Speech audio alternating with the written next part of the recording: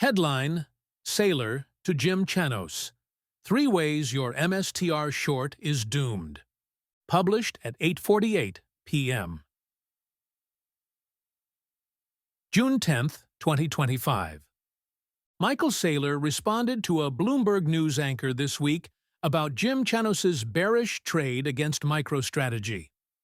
According to Saylor's characterization of the short sale by one of history's most successful short sellers, there are probably 3 ways Chanos's trade could go, all of which will allegedly lose money.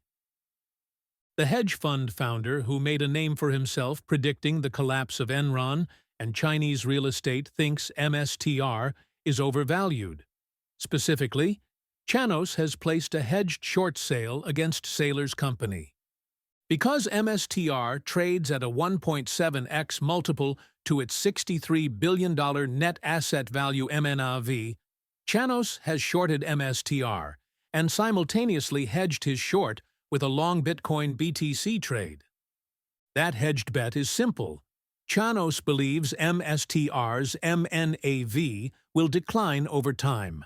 Because anyone can follow along, the trade has set up a showdown between 2 Wall Street titans. Saylor thinks that Chanos misunderstands what MicroStrategy offers. Deflecting attention away from MSTR's premium relative to its BTC holdings, Saylor told Bloomberg TV's audience that he's actually the world's largest issuer of BTC-backed credit instruments.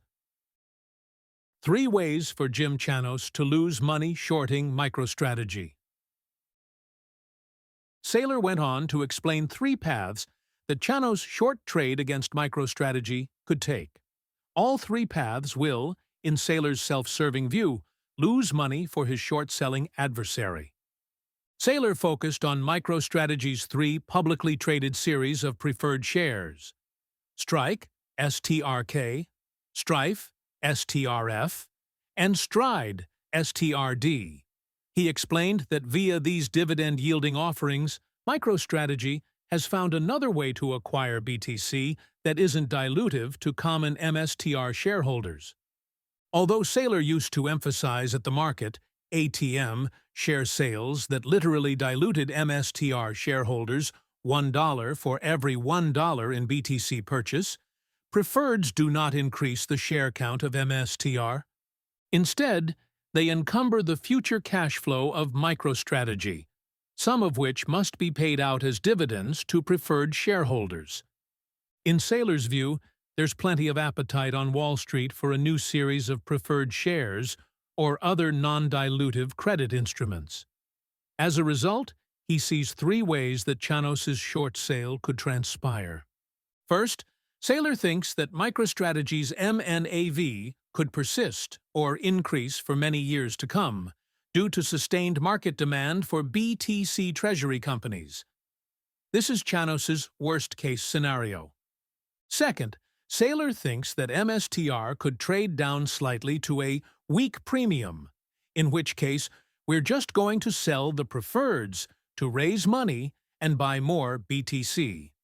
Third, Saylor warned Chanos that if MSTR ever declined to a negative MNAV, he plans to sell more preferreds and use the proceeds to buy back MSTR stock. No liquidation risk and never come due. In Saylor's view, all 3 outcomes are bad news for Chanos. Instruments like STRK, STRF, and STRD preferreds have no liquidation risk, never come due in principal repayment, and there's not even an interest rate risk. Unlike corporate bonds or dilutive common stock offerings, preferreds and other instruments could keep non-dilutive capital flowing into MicroStrategy for a very long time, Saylor believes. Chanos, for his part, completely disagrees with Saylor that this capital-raising enterprise will be able to persist its MNAV over the long term.